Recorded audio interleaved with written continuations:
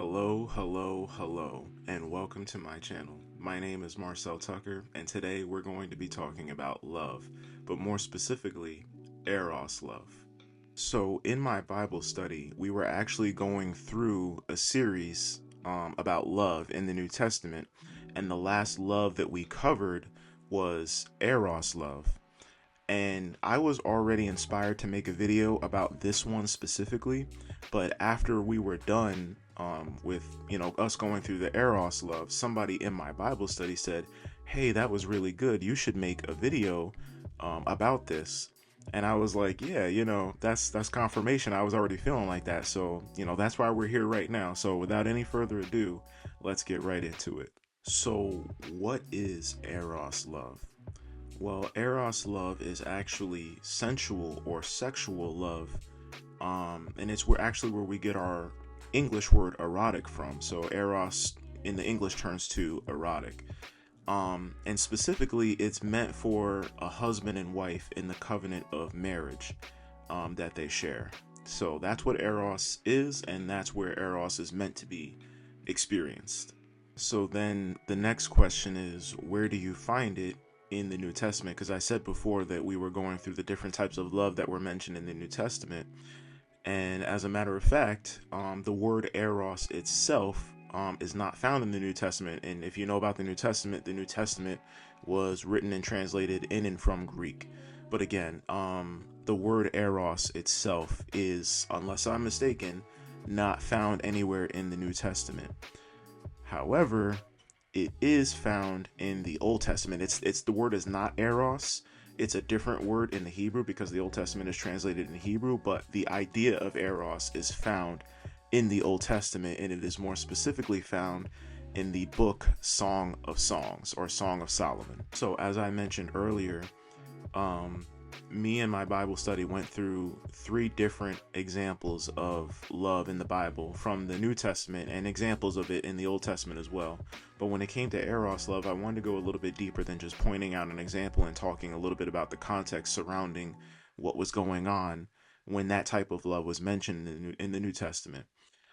So in the Song of Solomon, I actually looked at the description that the man gives of the woman when he describes her and talks about her, or talks to her, and vice versa with the woman to the man. Um, so let's get into that because I think you're going to find that very interesting and uplifting and enlightening. So I believe and know from the Bible, and if you're a Christian man, especially a Christian husband watching this, you probably also know and believe as well that God starts with the man, the head of the relationship, and he puts more onus on you as the man than he does the woman.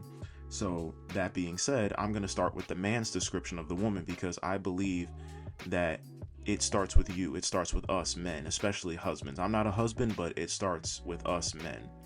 So chapter 4, verse 1, okay? Your eyes are doves behind your veil. This is what he's saying. This is how he's starting about her. Your eyes are doves behind your veil.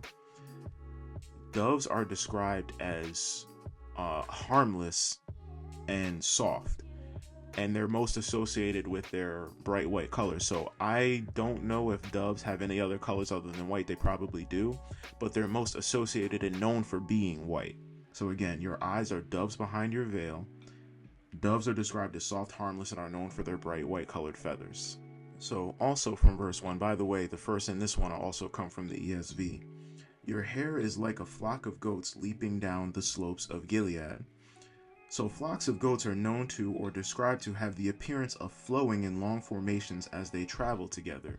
So it almost gives the effect as though they're not walking, but they're just flowing as they're going down the slopes. And more specifically in this verse is talking about Gilead.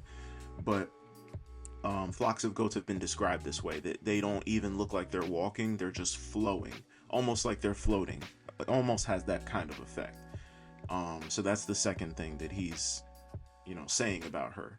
Chapter 4, verse 2 from the KJV. Thy teeth are like a flock of sheep that are even shorn, which came up from the washing, whereof every one bare twins, and none is barren among them. Chapter 4, verse 3, ESV.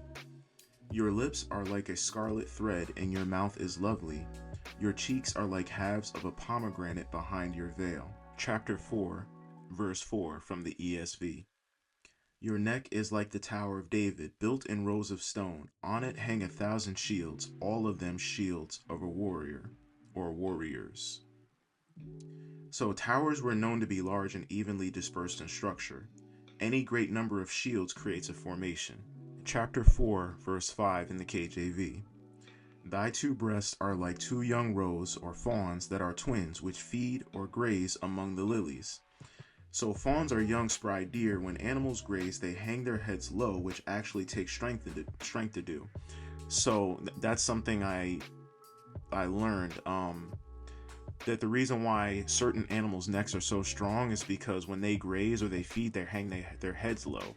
I didn't know that, but their necks are strong. So keep that in mind for when I go back through this. You'll understand where I'm going with this. Chapter 4, verse 7 in the KJV. Thou art all fair, my love. There is no spot in thee.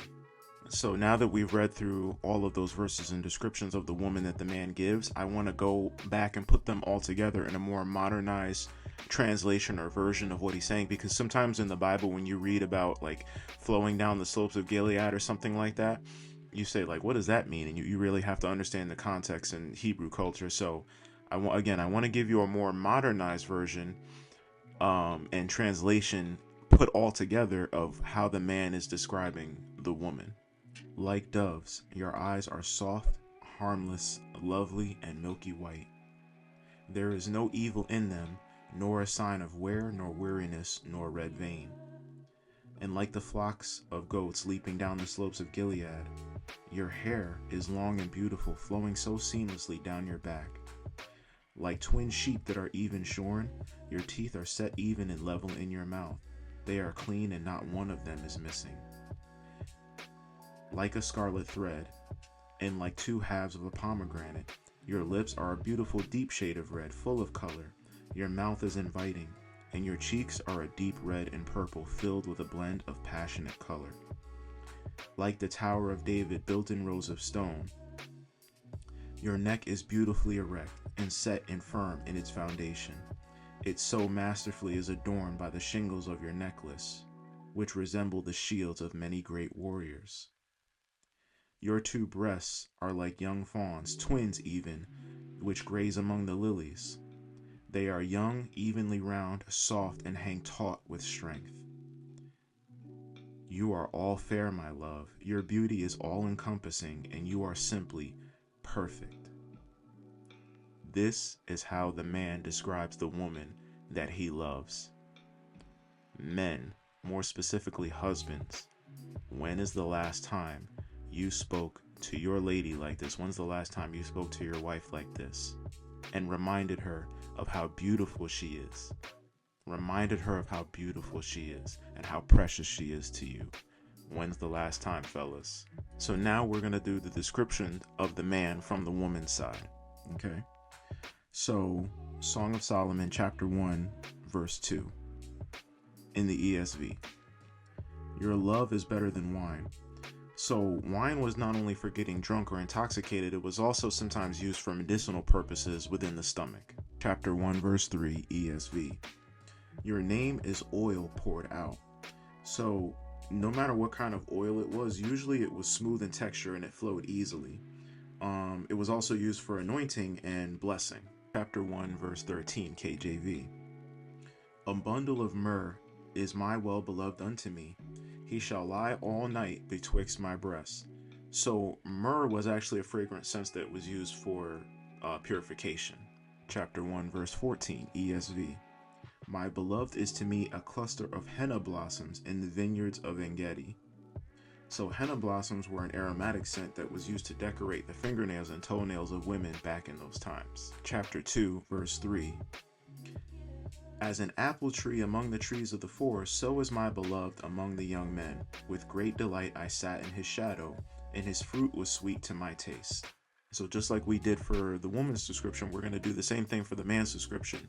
Put it all together in a more modernized translation so we can understand better what she's saying about her love. Here we go. Your love is more intoxicating than strong drink, and it heals me from the pit of my soul.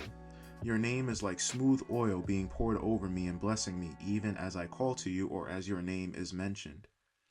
You're like a sweet smelling aroma, such as myrrh, which purifies me, and I desire that you would lie between my breasts all night. You are to me as a wonderful fragrance, like henna blossoms that reaches all the way from the crown of my head to the soles of my feet, from the very ends of my fingernails to the very ends of my toenails. Of all the young men, like an apple tree, you are the one who bears fruit that is pleasing to my eye.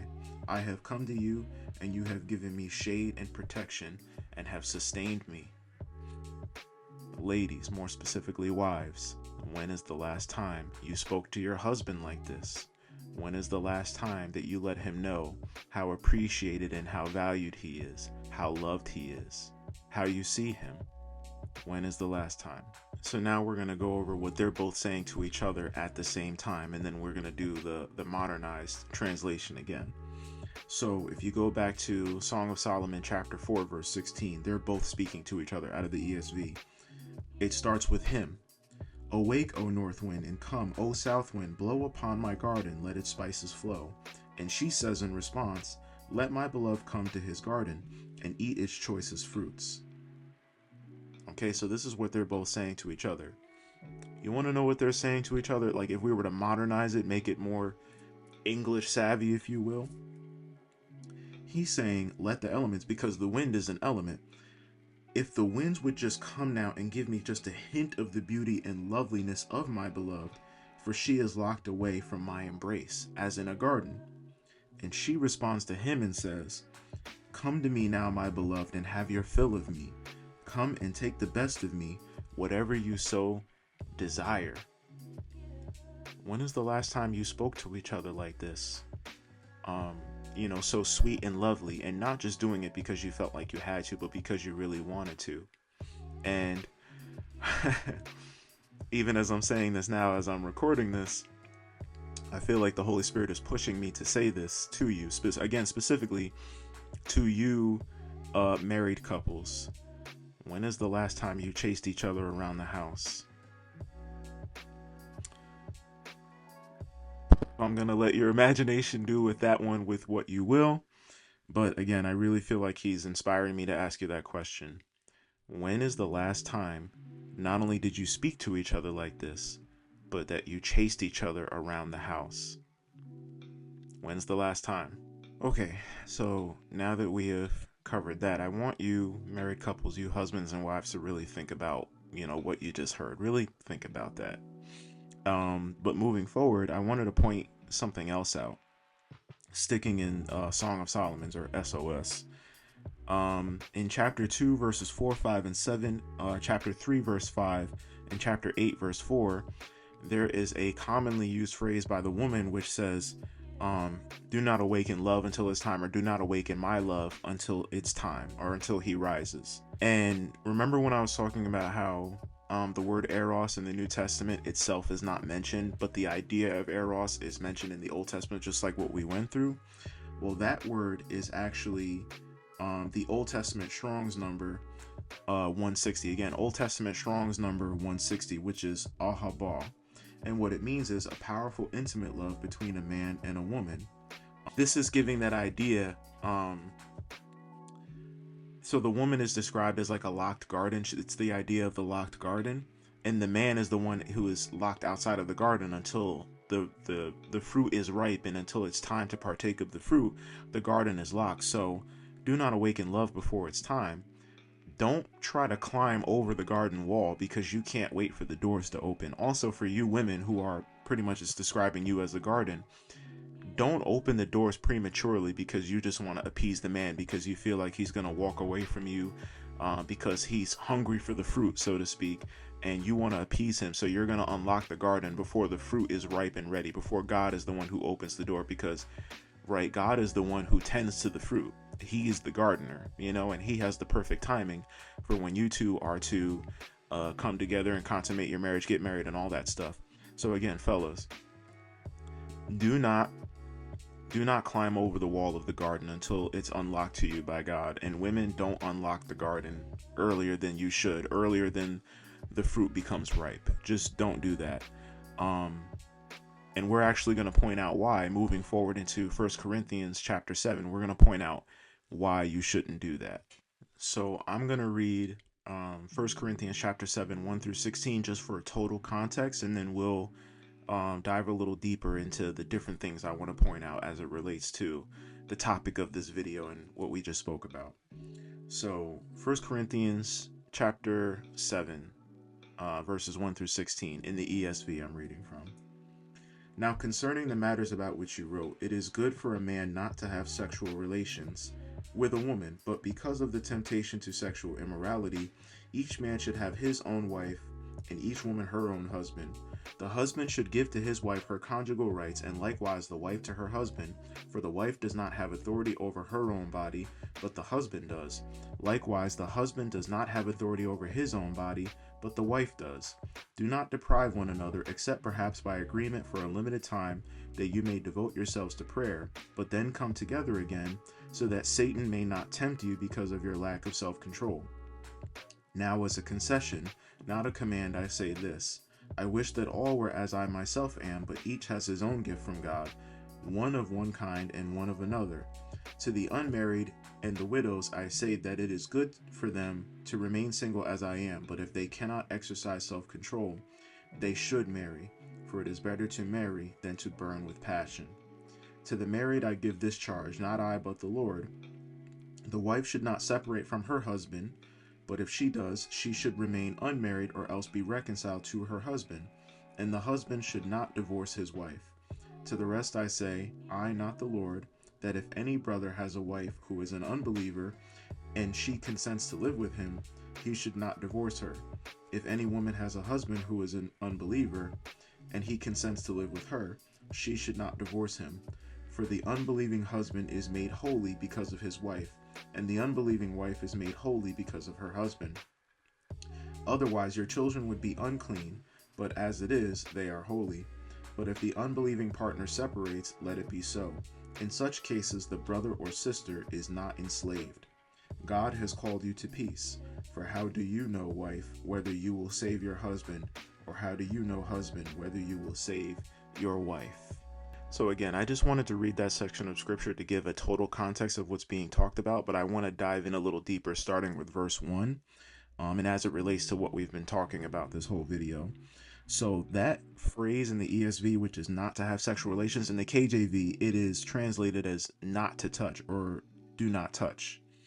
And those phrases are underlined. It's the New Testament Strong's number 680, which is the Greek word haptomahi.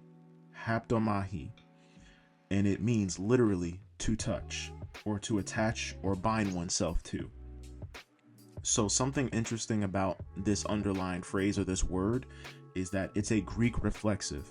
So what that basically means is that the subject is also the object of action. For example, you're the object of my affection, right? So again, the subject is also the object of action.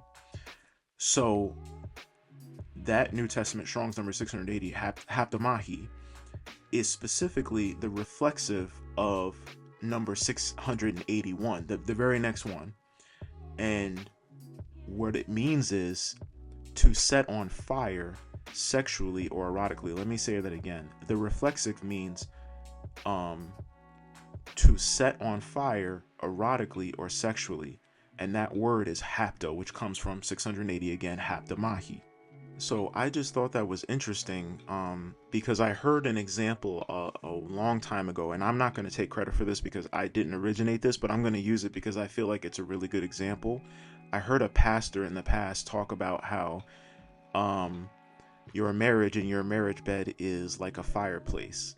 The fire of sexual and erotic love needs to be within that fireplace so that the whole house doesn't burn down. Because it will destroy your life. It can and it will destroy your life if you don't put that fire or have that fire in its proper place. That's what a fireplace is meant for, is meant to contain that fire. And so God gives you, so to speak, that fireplace when he gives you the covenant of marriage with your husband or your wife. So again, I did not originate that example of the fireplace, but again, I thought it was really good, so I wanted to use it, and it makes sense. Also too, something that the Holy Spirit brought so strongly to the forefront of my mind when I was doing the Bible study where this originated from, there are two reasons why this fire in your marriage and in your marriage bed goes out. The first one is because you and your spouse don't feed, or I guess stoke, the fire of your marriage. You don't give it the wood, so to speak. You don't give it the wood, the gas, the materials that it needs to keep on burning.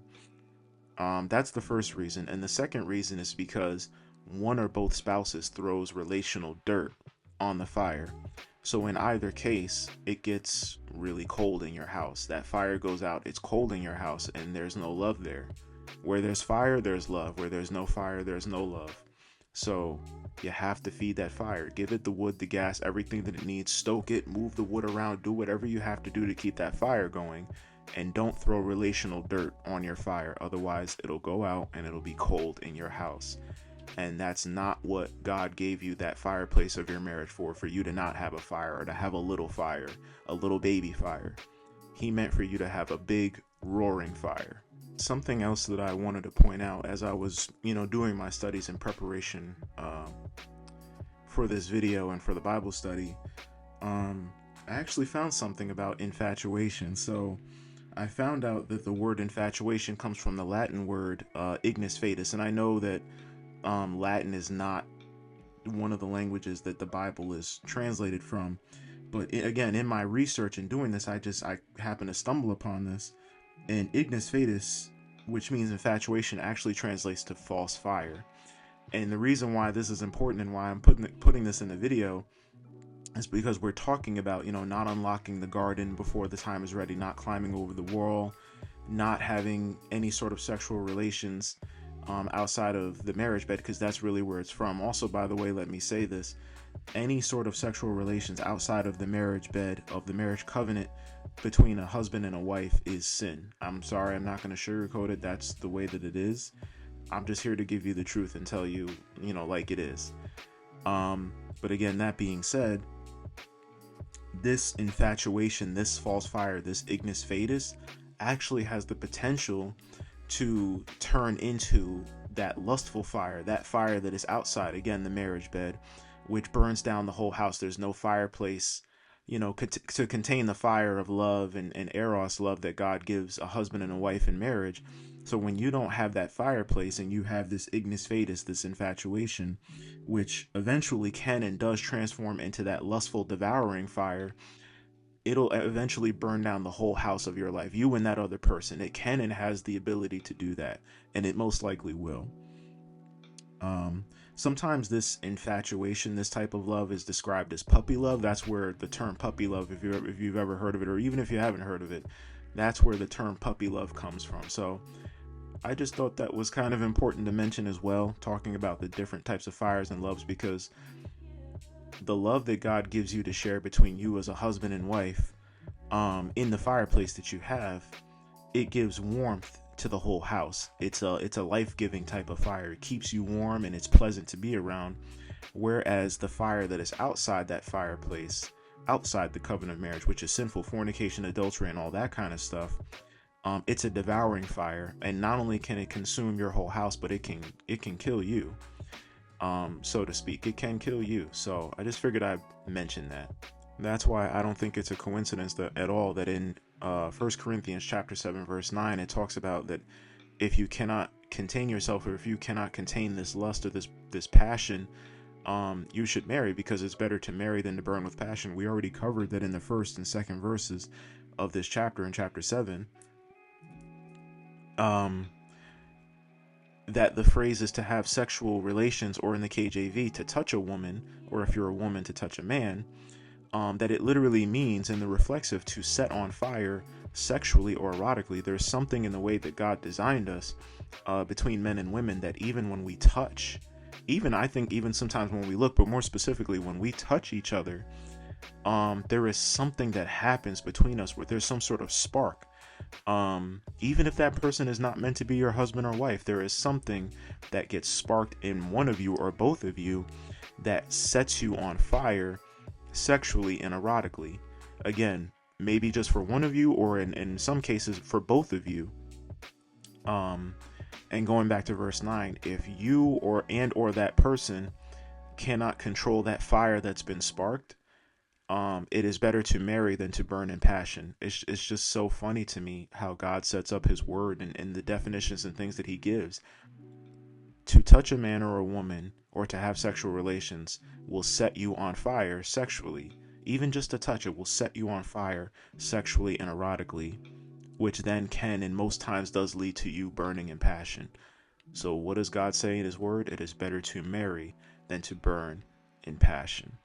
I'm going to give two concluding or closing messages, one to the unmarried and to the single, and one to the married.